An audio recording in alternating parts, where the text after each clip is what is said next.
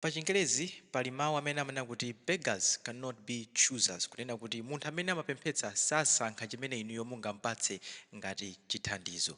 Komanso konkuno ku Malawi tidamvanso mkulu wina wa ndale akunena kuti ndale sitichita masana, ndale timachita usiku, kunena kuti zinthu zambiri pa ndale zimene zimachitika sizimaoneka kugulu koma zimakhala zobisika kuseri. Ndi pano ndi Manyasa Voice Box tabwera ndi mkulu wina pano amene akunena kuti chipani cha Malawi Congress Party chinasewera ndale zake zovuta kwambiri zimene anthu ambiri tinalephera kuziona pamene mdziko muno they created beggars who cannot now choose freely who to vote for. Akuti chipani cha Malawi Congress Party chinapangitsa kuti mdziko muno mukhala anthu ambiri aumphawi opemphetsa amene padakali pano alibe ufulu osankha chipani chimene angachivotere ku mtima kwawo. Nde chifukwa cha mavuto anthu ambiri akumatengeka kumakopeka ndi zimene akuwapatsa MCP kuti akavotere chipani cha MCP. Anthu ambiri amene akuvotera chipani cha MCP sakumachivotera chipanichi mwakusankha kwawo mwakumtima kwawo kapena kuti mwaufulu, koma akumachivotera chifukwa cha mavuto amene akukumana nawo, mavuto amene mkulu amene akunena kuti chipani cha Malawi Congress Party chinachitopangira dala ndi cholinga chokuti pa nthawi ya kampeni adzapeze mavoti. Tiyeni tikhale limodzi pano pa Manyasa Voice Box kuti timumve mkulu ameneyi kuti akuti bwanji pa ndale zimene MCP ikusewera kuno kwathu ku Malawi.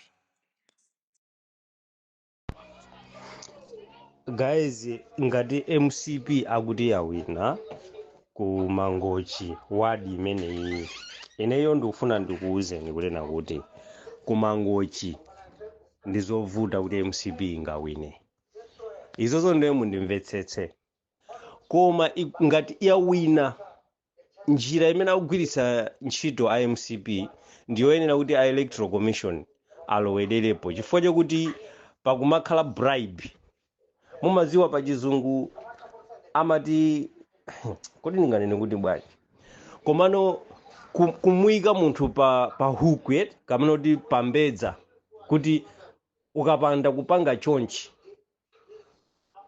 zikuonekera izi kapena ukapanga chonchi ndikupasa chonchi. Njira zimenezozo ndi zimene anthu ambiri akumagwiritsa ntchito olo azungu maiko akunja akabwera mu Africa muno akumatha kuapangisa atsikana kuti aonese maliseche, aonese chifukwa choti aonesa ndalama kuti mukapanga izi ndikupasani ndalama. Chifukwa chani? Akudziwa kuti ndiovutika. Situation imene IMCP aliyika dziko la Malawi kuwapangisa kuti akhale ovutika ndi imene ikumapangisa kuti IMCP aja akamafuna kupita ku chigawo kuti akapeze mavoti, anthu aja akumawalonjeza kuti tikupasani ufa chifukwa akudziwa kuti kuli njalayo yoyiyambisa iwowa. Chifukwa Limpopo FM yanena dzulo kunena kuti candidate wa MCP kuwadi imeneyi walandira matumba aufa kama 20 kgs kama 25 kgs. Ndiye chimanga icheni ufa uja sana ugawe iyaye waauza anthu kuti mukakandivotera ine matikiti ndi awa, mukakangondiwinisa ineyo matikiti ndi awa ndikugawani chani ndikupatsani ufa.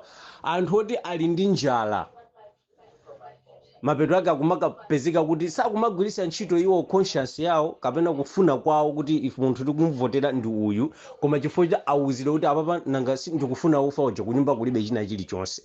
Njala imeneyo akumayichita create dala cholinga kuti anthu ovutika azitha kukhala opanda choice koma kupanga zoti apeze ufa. Maona ndi chifukwa chake for the past 4 years anthu amalawi pano pasakulandira chani, sakulandira fertilizer, kuichita create njala dala cholinga choti anthu aja achite controlling yake ndi imeneyi. Mwina anthu kuona patali simumaona mukuona ngati kuti mwina anthu amene akumavotera MCP panopa oloma activist akumajoina MCP aja akumajoinira kuti iwo ajawo ndithu conscience yawo akuinvestisa MCP ija. Ayi achina muno onse aja achina benilongo aja onse aja chifukwa choti amene ajawo achitidwa manipulate ndi ndalama chifukwa kuti ndamphawi kusauka mamvesa kapena kuti ndigwiritse ntchito njira yoti ransom. Mmaona anthu aziwembu aja akuti ka Al-Qaeda china chanchani Al-Shabaab uku amatha kumuchita kidnap mwina munthu wa ku America kapena kuti ku Britain maiko azunguwa akanchita kidinapo amauza kunena kuti mutipase mamiliyoni mwakuti mukangopanda uyu tikupha. Zimakakamiza iwo aja pofuna kuti awombole moyo wa munthu kukalipira ndalama ichi. Ifeyo amalawi panopa tili pa ransom, atichita hold to ransom pa chizungu amatero. Atika pa chikole IMCP, chikole chake ndi njala imene achita iwo wa create dala iyi. Cholinga choti akamati tikufuna vote dela lanu mutivoteri mukativota tikupangirani ichi. Pomwe boma silimayenda choncho. So pano imeneyo ndi corruption iso payokha. Pofunika ujeni anti-corruption bureau komanso our electoral commission atalowererapo chifukwa chokuti anthu akuapangisa kuti akavote zosayenera kuvotera against their will, koma chifukwa ali desperate ayikidwa pa desperation imeneyo yomwe adala ndi boma, anthu akhale ndi njala, cholinga choti aziwachita control. Maziwa munthu wa njala tumatha kuchita control china chonse. Munthu kumpanga kuti vina apa ndikupasa anthuchi ali ndi njala amavina, munthu oti zovinazo samazidziwa kapena zovinazo amachita manyazi kuti avine. You see, ndi njira imene MCP panopa ikugwirisa ntchito. Chifukwa ufa ife tamva ndithu wanena kale wali Mpopo FM kunena kuti nyumba mwa ujeni kansala wa MCP kwabwera chokudya ujeni ufa, koma ufa osana ugawe akudikira auza anthu kuti kavoteni azimayi kavoteni, cholinga choti mutani kodi ndikupaseni ufa. Ndipo ngati mwaona report limene labwera lonena kuti ambiri mwa anthu amene apita kukavota ndi azimayi, azibambo ambiri sana apita kukavota. Chifukwa chani? Nzimayi akuganiza kuti mbate dyali ikoko ndikapeze kaufa kaphala ndi akukavotera munthu oti iwowo sikuti kamene akukavotera mukufuna kwawo, koma chifukwa choti awuzidwa kuti nanga si ufa. Sono imeneyo ndi corruption, imeneyo ndi corruption. Ndengatidi IMCP awina kumeneko awina munjira yake iti imeneyi.